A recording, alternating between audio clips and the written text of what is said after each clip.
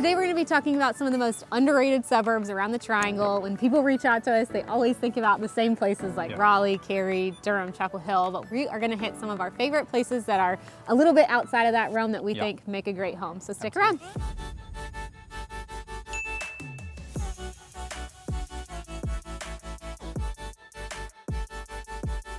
All right, the first area we're going to talk about today is Hillsborough, and it's actually the smallest area we're going to talk about with a population of 10,000. It's on the northwest side of Durham, and it's a really beautiful town. It is. Some things we really love about it, I think it might have the most unique feeling town that other areas don't really hit on as much, and it just has this very historic feel to it. It's very charming and kind of feels like you're in the set of like a Hallmark movie in a way. I think it has more war history than like most any other place I can think of in our area, for sure. You've got Revolutionary War history here.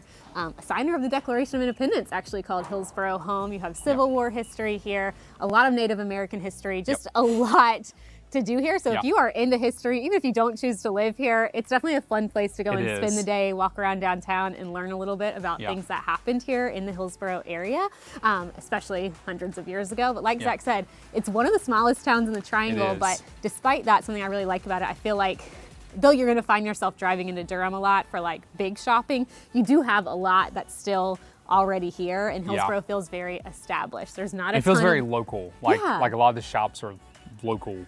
Yeah, the downtown is very local. There's not a ton of commercial space in Hillsborough. You know, you have a Walmart and like a Home Depot, and you know, you've got like Wendy's and McDonald's, but you know, outside of things like that, there's not a ton of stuff going on commercial-wise in Hillsborough, so it feels very peaceful and quiet, but you also are right next to I-85 and I-40, so it's very easy. You're right next to Durham, so you just hop on and you can be at like Target in 20 minutes, you know? So I feel like it really kind of gives you this peaceful rural feel.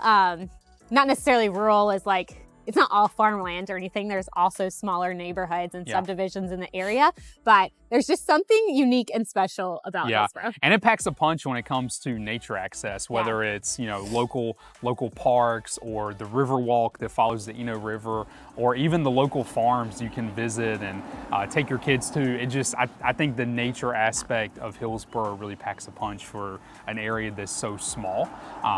So average price points in this area, $575. So it is a little more expensive than some of the other areas we'll talk about today, but it's got a lot of benefits. Yeah, for sure. It's an awesome place to live and definitely a place to check out if you come into town. Yeah, and on top of that, I know, sorry, because you were wrapping up this segment, but $575, one thing about Hillsborough is land is more common. So that price point will include more land than what you're going to get in other parts of the Triangle. So you're not going to find a lot of, you know, acreage here that's like a tenth of an acre or something like that. You will find in more densely developed areas. Yeah, for sure. A lot of the homes here you can find like a quarter acre or more if you're into, if you've got a farm or something like that. Like there's a lot of equestrian life here in Hillsborough. So it's definitely a unique area to live and definitely something to consider. Exactly.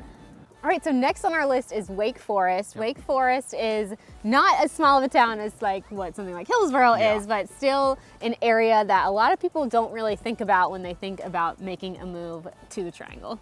Yeah, very few people when we initially start the conversation are even considering Wake Forest. And so, but it's a great option, especially if you work in Raleigh, maybe North Raleigh. It is a or if you're a remote worker and you don't have to travel anywhere, it is a fantastic option. Average price points in Wake Forest are going to be in the upper fives, so around like $590. So it is one of the more expensive locations we're going to talk about today. But it's a fantastic location because you have a lot of residential development, you have a lot of commercial development as well. So kind of, you know, comparing it to a place like Hillsborough that we just talked about that's really great for land and kind of have this like remote feeling. Wake Forest is great if you want like a 5-minute drive to 3 different grocery store options. Right. So. Yeah, there's a lot that's there. I think something I really love about it, I feel like Wake Forest has this interesting mix of like old and new.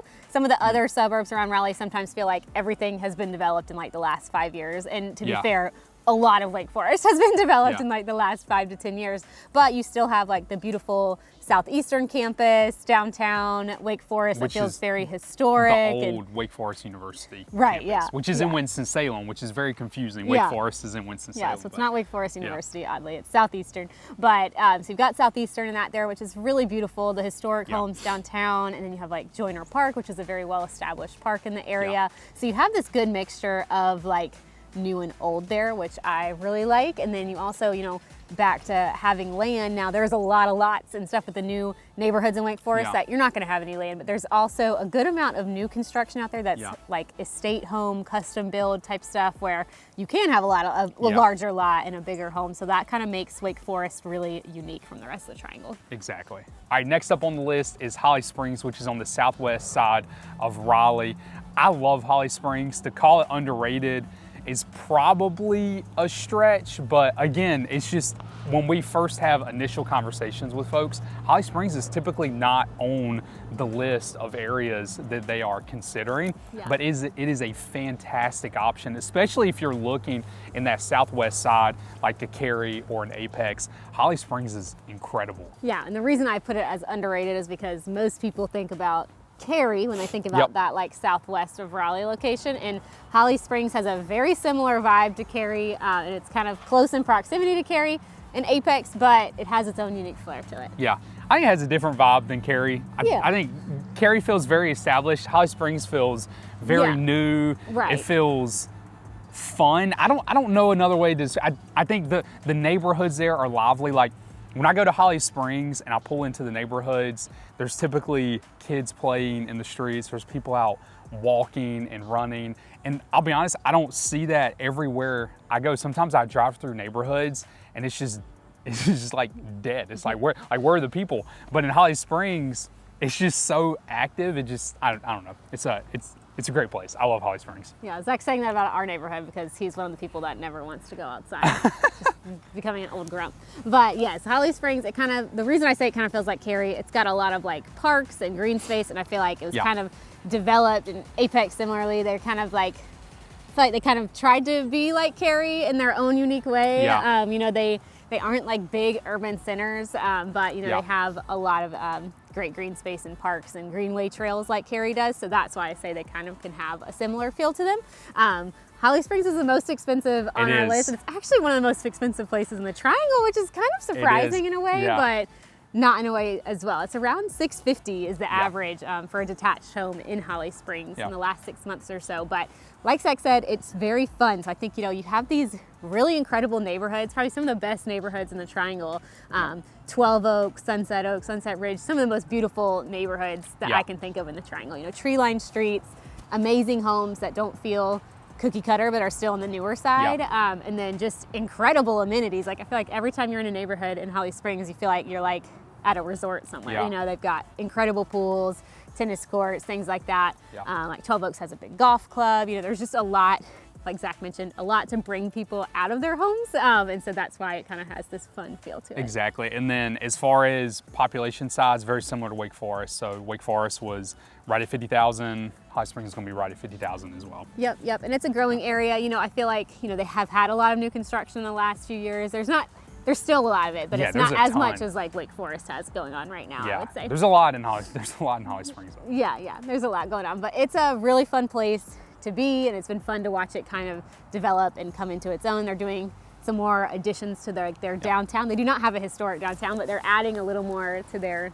newer downtown in Holly Springs in the next few years with a big park. So I think it's gonna be really cool to see what happens. Yeah, absolutely. All right, so the last one on our list, and also the most affordable on our list, is Fuquay. So Fuquay, we added it to our list because if you really love the idea of like the Apex Holly Springs area, but being in the 600s is not in your budget, then Fuquay could be a really good option for you. Yeah, and if you want new construction, Fuquay has a ton of options when it comes to new construction. And the reason it's on the list is honestly just the proximity that it keeps you to like a Cary, an Apex, a Holly Springs. And so even though parts of Fuquay, especially the Harnett County side, are gonna pull you a little further south, it's gonna feel more remote, you're still gonna be somewhat close to everything that Holly Springs would have or everything that Apex and Cary would have. And so that's gonna be a great benefit. Yeah, for sure. And Fuquay is getting a lot of things just of their own as it continues to develop as far as like commercial space and shopping and things like that. They're getting a Target, so that's really cool.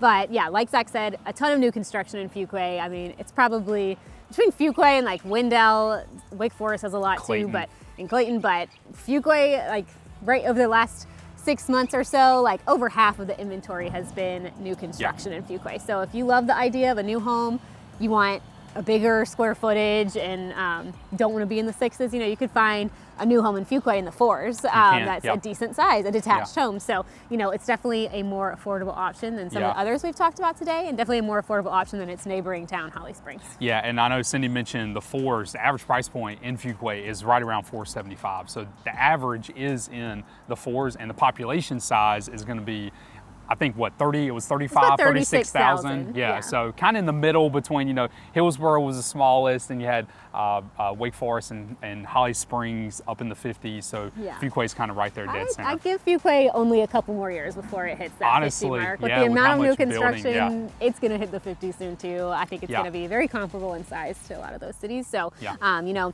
it's something interesting about Fuquay. It's actually called Fuquay-Varina, but no one around here calls it that. You just shorten it to Fuquay because it's easier to say, but it was two different towns, Fuquay and Varina. So when you're in downtown Fuquay, there's also like technically a downtown Varina, which is kind of cool. So it has these two different historic parts, and there's this really cool like mineral spring area and this old like post office. They did a good job, I think, of like bringing their downtown back to life, and there's a lot going on in their downtown with like restaurants and coffee shops, and it's really cute. But I'm Zach, this is my beautiful wife, Cindy. We are a couple real estate agents in the area, so if you're looking to buy or sell, we'd love to be your real estate resource of choice. You can reach out to us at the contact info below, and you can also find us on Instagram. Yeah, we'd love to have you follow along with us on Instagram at the Honeycutt Realtors. We'd love to have you there. Or the RDU Buzz. Yeah, we also just have started, another account, the RDU Buzz, going over restaurants, recreation, things to do in Raleigh and Durham. So if you're looking for things to do, things to see, keeping up with local news, definitely give us a follow along there too. But awesome. Well, we will see y'all next time.